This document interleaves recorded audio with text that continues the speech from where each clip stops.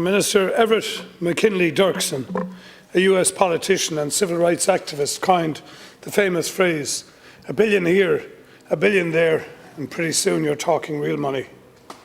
Never in the history of the state have we had as large a sum of public money to disburse. 85.8 billion next year, up 6.5% on last year. With that also, never has our national debt been higher. 241 billion. Now we are talking real money. This whopping number is now double the national debt of 2011, which stood at 119 billion at the end of that year.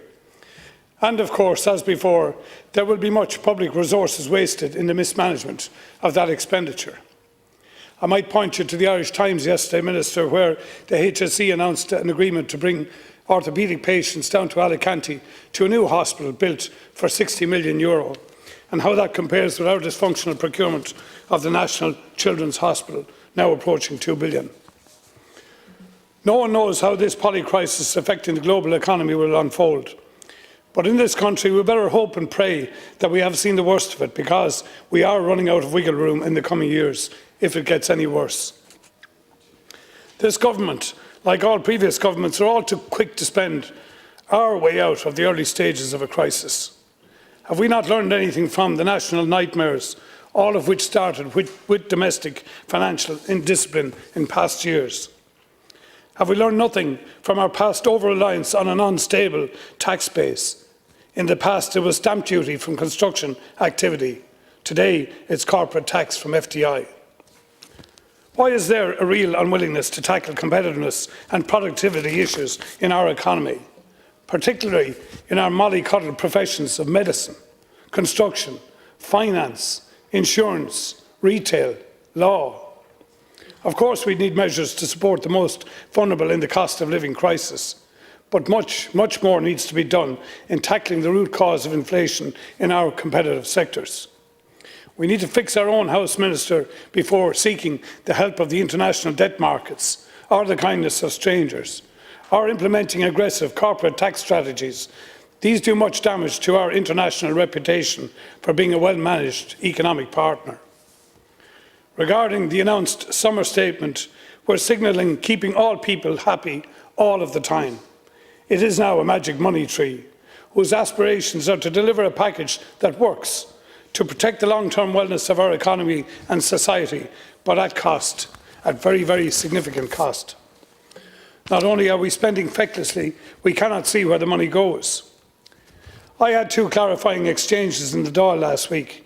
In the first, An Taoiseach in this chamber confirmed to me that he shares my view that the data in the summer statement plus budget is inadequate to allow Dáil oversight. When I put it to him that this was to give Cabinet a free hand to support their own pet projects, largely in Cork and Dublin, the home constituencies almost to all the senior ministers, he could not refute my point using any data. In this summer statement, we get again foggy sentiment rather than hard data, and nothing like the proper granular data on public spending that we need, in particular capital projects available to every other OECD parliament. Minister, this feeds the practical sense that vast parts of Ireland, particularly the north, east and west, the Midlands and our own region, the south east, are frozen out of a fair share of capital spending. We see the money going in, the 87 billion this year, 12 billion of which is going on capital projects. Of this 12 billion, the south east should be getting 1 billion and Waterford should be getting 300 million.